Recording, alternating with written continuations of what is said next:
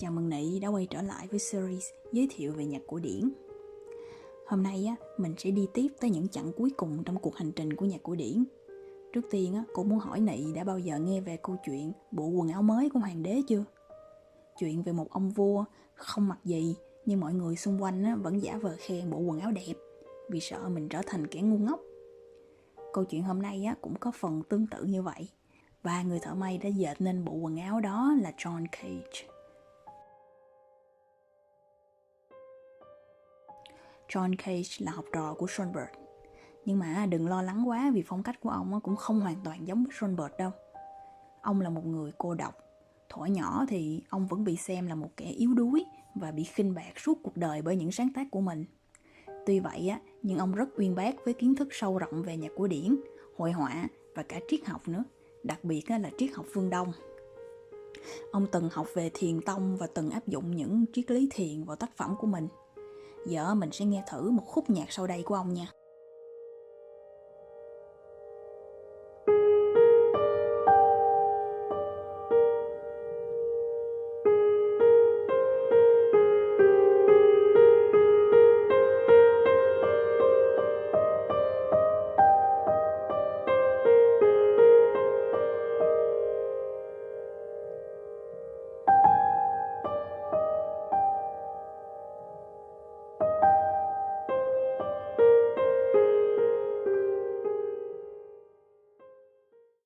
Nếu so sánh với dòng nhạc cổ điển phương Tây lúc bấy giờ thì âm nhạc của ông rất khác biệt. Nhưng giờ mình nghe thử bản nhạc sau đây nha Nị.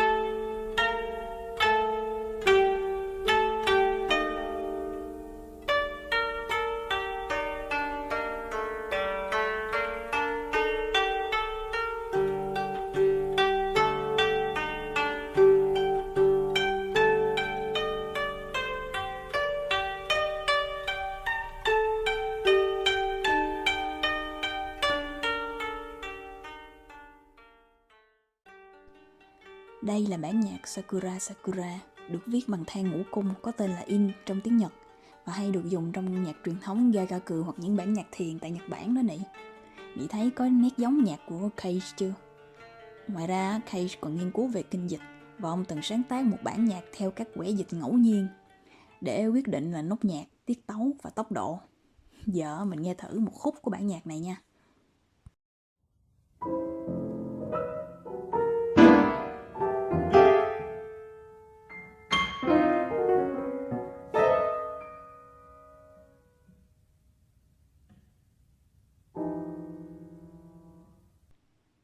Rồi, Nị thấy sao Nị? Thật tình mà nói là cô không nghe ra giai điệu gì hết. Nhưng với John Cage, ông lại rất hứng thú với những âm thanh ngẫu nhiên như vậy. Một lần nọ, ông có dịp được đặt chân vào một căn phòng tiêu âm. Thì phòng tiêu âm là một căn phòng có thể hấp thụ toàn bộ sự vọng lại của tiếng động và sóng điện từ, cho nên mình sẽ không nghe bất kỳ âm thanh nào cả. Tưởng tượng xem mình sẽ thấy như thế nào nếu mà nhìn vào gương và thấy miệng mình nhép, nhưng lại không nghe mình nói gì. Nhưng John Cage bằng đôi tai nhạy cảm của một nhà soạn nhạc, ông vẫn nghe thấy được một âm cao và một âm trầm trong cái căn phòng đó. Thì sau khi ra khỏi phòng ông ngạc nhiên khi biết được đó là tiếng của hệ thần kinh và tiếng bơm máu của tim. Trải nghiệm này đã cho ông niềm cảm hứng, viết nên một tác phẩm quan trọng nhất của đời ông. Đó là bản 4 phút 33 giây được sáng tác vào năm 1952.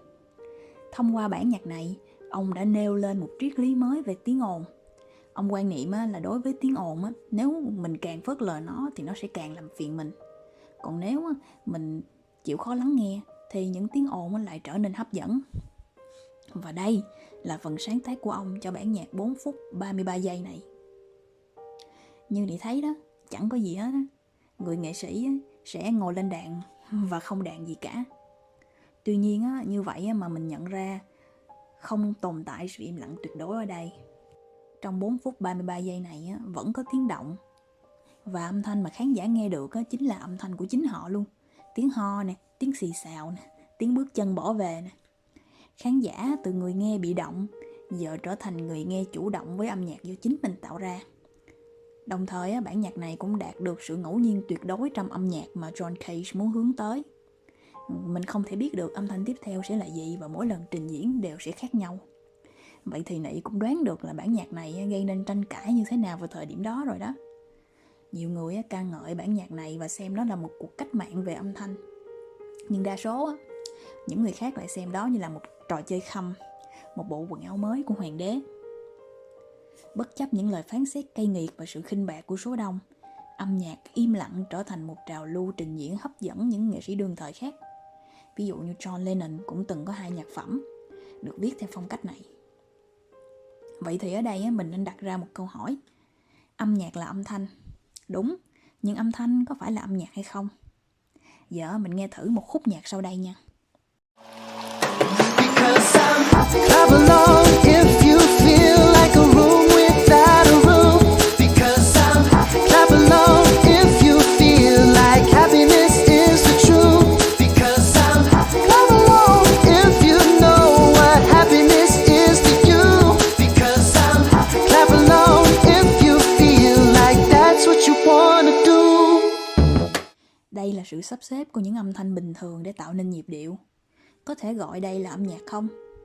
Cô nghĩ là có đó. Nhưng còn những âm thanh ngẫu nhiên không được sắp xếp thì có thể được gọi là âm nhạc hay không? Cái này với cô là không. Ngay cả Schoenberg là thầy của John Cage cũng đã từng thừa nhận John Cage là một nhà phát minh lớn nhưng không phải là một nhạc sĩ lớn. Sau cùng nhiều nhà phê bình nghệ thuật cũng đồng ý xem 4 phút 33 giây là một thử nghiệm nghệ thuật nghiêm túc và John Cage là một nghệ sĩ trình diễn về âm thanh. May mắn là sự nghiệp sáng tác của John Cage không bắt đầu và cũng không kết thúc bằng bản nhạc này. Nhưng qua đây mới thấy Cage là một người dũng cảm. Ông không hề yếu đuối. Đôi khi không cần nói nhiều, chỉ bằng sự im lặng thôi cũng có thể tạo nên một cú sốc lịch sử. Bất kể mọi người nghĩ gì, bản nhạc 4 phút 33 giây vẫn còn đó trong lịch sử âm nhạc thế giới, như câu trả lời của John Cage với thế giới tàn nhẫn và như giới hạn cuối cùng cho sự phát triển của âm nhạc. Giờ Nị hãy dành ra 4 phút 33 giây cuộc đời để nghe thử bản nhạc này của John Cage nha Nị. Với Nị thì sao? Nị nghe được gì trong 4 phút 33 giây đó? Nị có nghĩ đó là âm nhạc hay không? Mong Nị thành người đàng hoàng. 4 phút 33 giây bắt đầu.